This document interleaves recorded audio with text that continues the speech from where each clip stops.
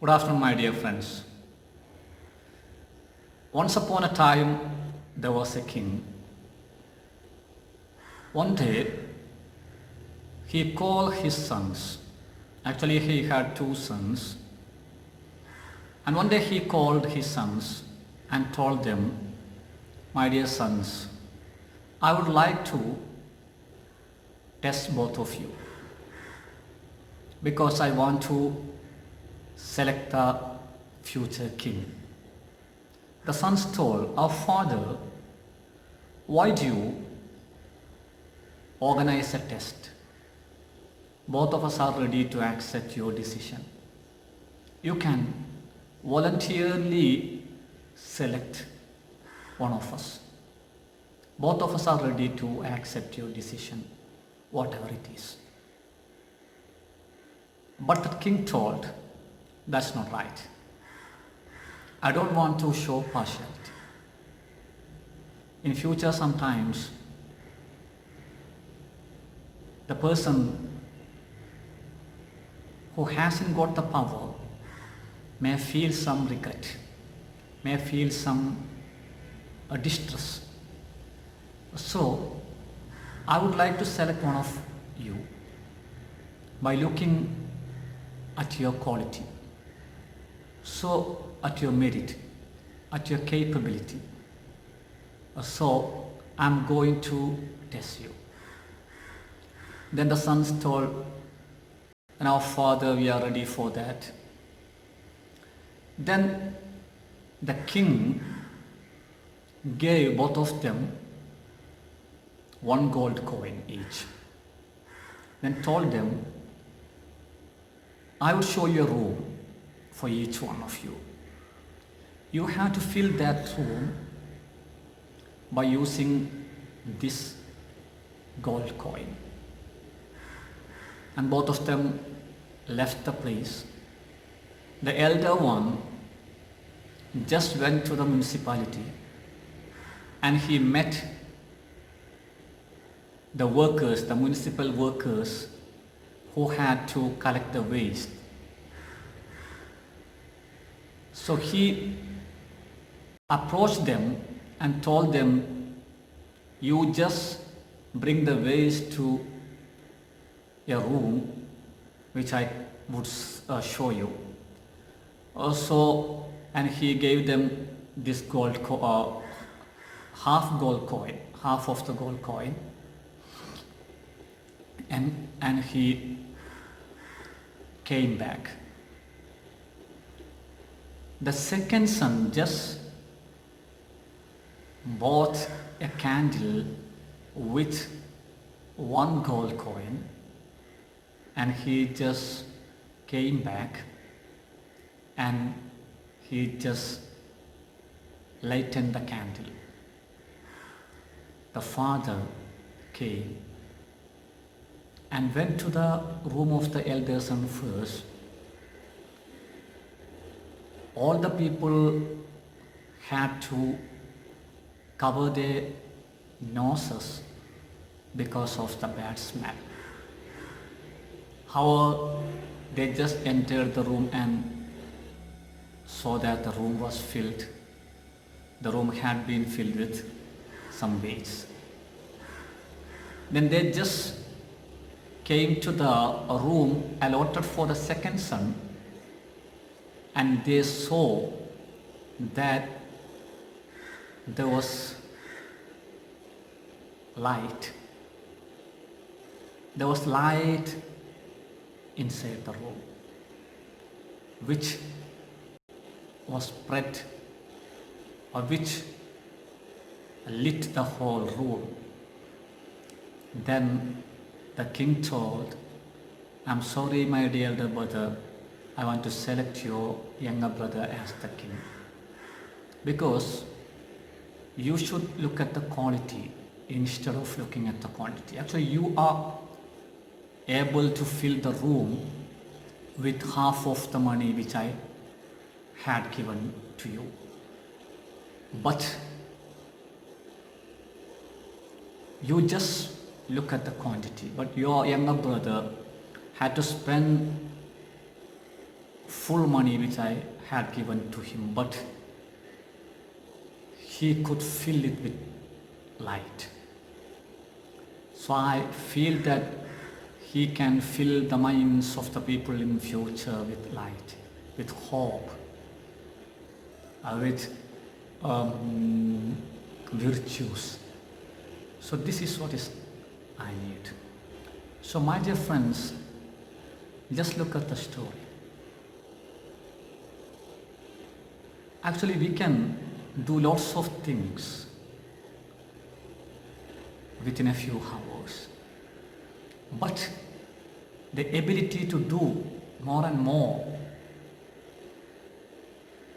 is not the matter. But the quality is important.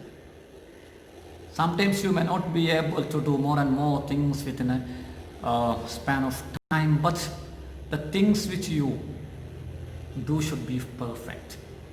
So quality is important, not the quantity. Most of us are thinking about the quantity. And when we are giving more importance to quantity, there will be some compromise in the case of quality. Look at the educational institutions. Most of the educational institutions in India are giving unnecessary importance to the result of the examination. So most of the teachers force students by heart each and everything offered inside the classroom. And even the people, even the students who get higher grades would not be able to solve a problem by using a simple mathematics equation. I had an experience,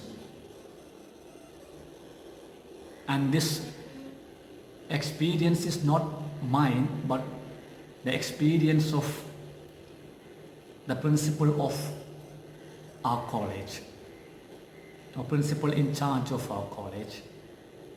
He told me this experience. Actually, he was doing some research, so he needed some clarifications in the case of statistics. And he called a student of our campus, our college, who had got first rank in BSc Statistics. Then he just asked her about standard deviation, and he told her that he was in need of her assistance in solving some statistical problems. Then she told, "Sir, is fact that I have got first rank in BSc Statistics, but I haven't gotten any experience in solving actual problems. So I'm sorry, sir, I'm afraid." So this is what is happening, because we are giving more importance to marks, we are giving more importance to rank, we are giving more importance to quantity. And see, before 6 or 7 years, some Indian phones, mobile phones, were so popular in India. Even Google selected 2 Indian brands for introducing Android One, Micromax and Carbon. And they produce some beautiful phones in look and appearance. But by the passage of time, all the Indian branded phones were forced to, or were thrown away from the market just because of the quality of, just because of the lack of quality of hardwares. Because most of the phones were, as I told, attractive and having different types of softwares, but the matter was that they were not giving better battery life, and they were not giving the accessories, better accessories. So hardware problem was there. So if they were giving importance to quality of the hardware parts, I think now they would have got better market in India. But Chinese products have got better markets in India because they gave importance in the case of quality. And see, Chinese mobile phones are not just like other products coming from China. As you see, Xiaomi, Vivo, Oppo, these phones have got some better features, and you can buy an Oppo phone or a Xiaomi phone or a Vivo phone with more features for a reasonable price. So this is just because they started giving importance to the quality of products. So quantity is not important. Actually, quality is important. What we do is important, but you have to look at give more importance to how we do it, and this how part is important. Whenever you are doing something, just try to make it perfect. Nothing is perfect, some people tell, but the matter is that we can make it almost perfect. This is something important. Look at the quality, not at the quantity. Thank you very much. And I always tell my students, whenever they get disappointed after knowing their marks in some examinations,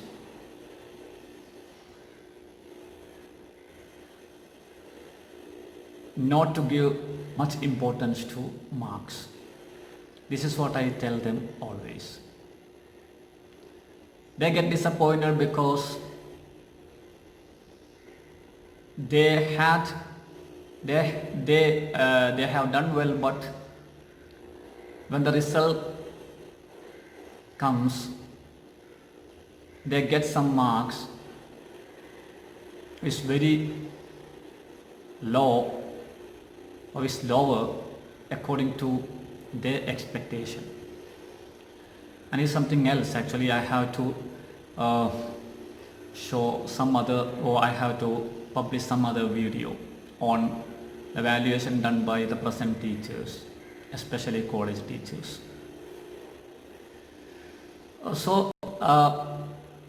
Sometimes my students get disappointed,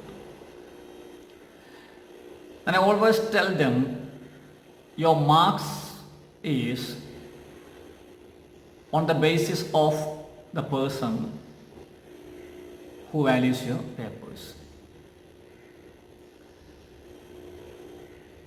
But your quality is